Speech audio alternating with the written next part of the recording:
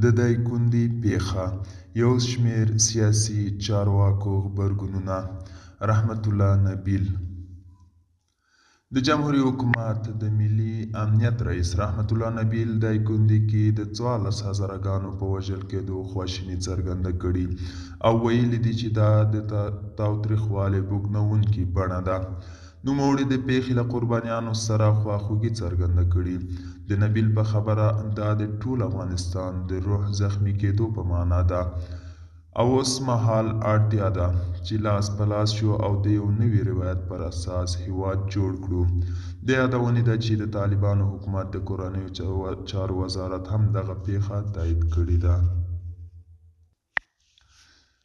ډاکټر عبدالله وایي چې د دایکنډي ولایت 14 تنه بې ګناه اوسېدونکي د ناپېژاندو وسله والو لخوا په بې رحمانه ډول وژلو خواشیني کړی یم.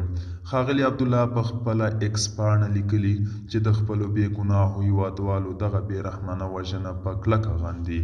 نوموړي ویلي چې د دې پیښې شهیدانو ته د جنت او د قربانیانو کورنیو ته د صبر جمیل دعا کوو.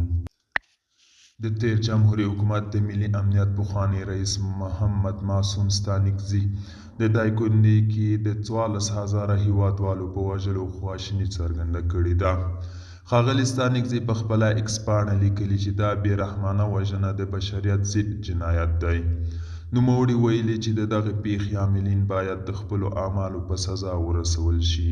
هغه د قربانیانو کورنیو ته تسلیت ویلی او دعا یې کړې چې خدای جل جلاله زموږ ولس له ظلم او استبداد څخه وژغوري. جمهوریت حکومت کې د ایران لپاره د افغانستان سفیر ډاکټر عبدالغفور لیوال په خپله ایکس پاڼه لیکلي افغانان لا هم د مذهبي جنون په زمانه کې اوسي. هغه دایکنډي کې د 14,000 ګانو وژل کېدو ته په غبرګون کې ویلي عقیده چې هر وخت په لیونتوب واوړي نو دا ډول جنایتونه سبب کیږي.